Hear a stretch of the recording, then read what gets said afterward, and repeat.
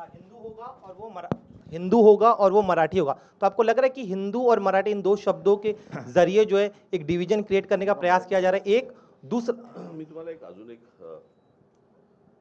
एक प्रश्न विचारतो. मला असं वाटतं की आपण थोडासा इतिहास माहिती नसेल तर सांगतो. पेशव्यांच्या काळामध्ये मला असं वाटतं 3 संस्थानं उभी राहिली.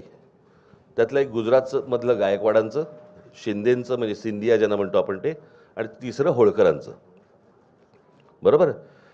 जे साम्राज्य उभं राहिलं ते बडोद्याचं साम्राज्य उभं राहिलं, जे मराठेशाहीचं साम्राज्य आहे. बरोबर. मग त्या बडोद्यामध्ये सगळे मेयर गुजराती का होता तो?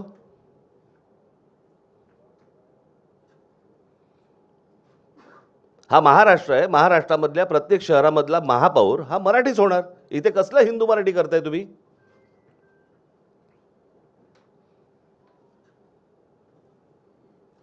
आणि मला मी त्या दिवशी म्हटलं नाही का तुम्हाला की आम्ही हिंदू आहोत, हिंदी नाही आहोत. तुम्हाला महाराष्ट्रातल्या या शहरांमध्ये मराठीचा मान हा तुम्हाला राखलाच पाहिजे.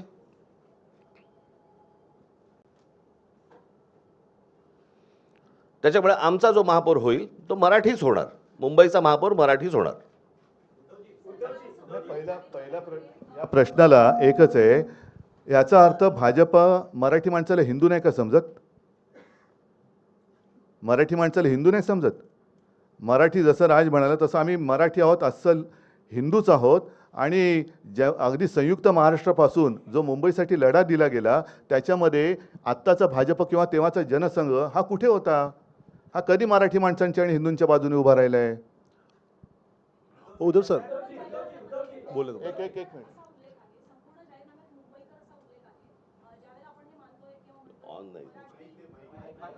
नाही तो त्यांचा माईक आहे. ज्यावेळेला आपण हे म्हणतोय की मुंबईमध्ये मराठी माणसावर अन्याय होतोय आणि तुम्ही तो मुद्दा घेऊन पुढे जात असाल तर या संपूर्ण वचननाम्यामध्ये मराठी माणसासाठी अशी कुठली वचनं आहेत? कारण त्या प्रत्येक ठिकाणी मुंबईकर असे उल्लेख पाहायला मिळत आहेत. याचं कारण असं आहे की हा निवडणूक आयोगाला पाठवला जातो आणि त्यांच्याकडनं सँक्शन होऊन येतो. आम्हाला माहिती आहे आत्ताच्या सरकारमध्ये काय परिस्थिती आहे. आम्हाला मुंबईकर म्हणजे मराठी माणूसच सांगायचं आहे, परंतु त्यांना जर समजा मराठी माणूस याच्यावरती जर रिजेक्ट झाला असता म्हणून आम्ही मुंबईकर टाकले. अजून काही? म्हणजे ही सगळी आश्वासनं मराठी माणसासाठी असतील असं मानायचं का? अर्थात. अहो साधी राज्य सरकार किंवा केंद्र सरकारच्या परवानगीची गरज आहे. चांगल्या कामांना जी आम्ही चांगलं कामं करू इच्छितो, जी याच्यामध्ये दिलेली आहेत, त्याला केंद्र आणि राज्यांनी विरोध करावा.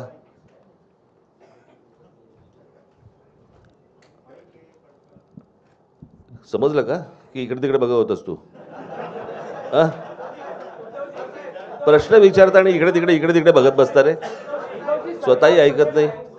उद्धवजी एक प्रश्न आहे. थांब रे जरा थांब. कुठे चाललोय का?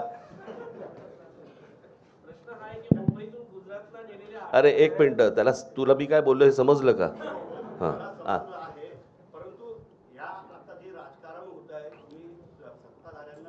कोस्टल रोडचं डिझाईन परत ऐक ना. माझं तेच म्हणणं आहे, चांगल्या कामांना राज्य आणि केंद्र सरकारने नाकारत होते पहिलं. हे तुमच्यासमोरच येईल ना की आम्ही ह्या योजना करायचं म्हणतोय, ह्याच्यासाठी राज्याची किंवा केंद्राची परवानगी पाहिजे आणि हे नाही देत आहेत. कळलं?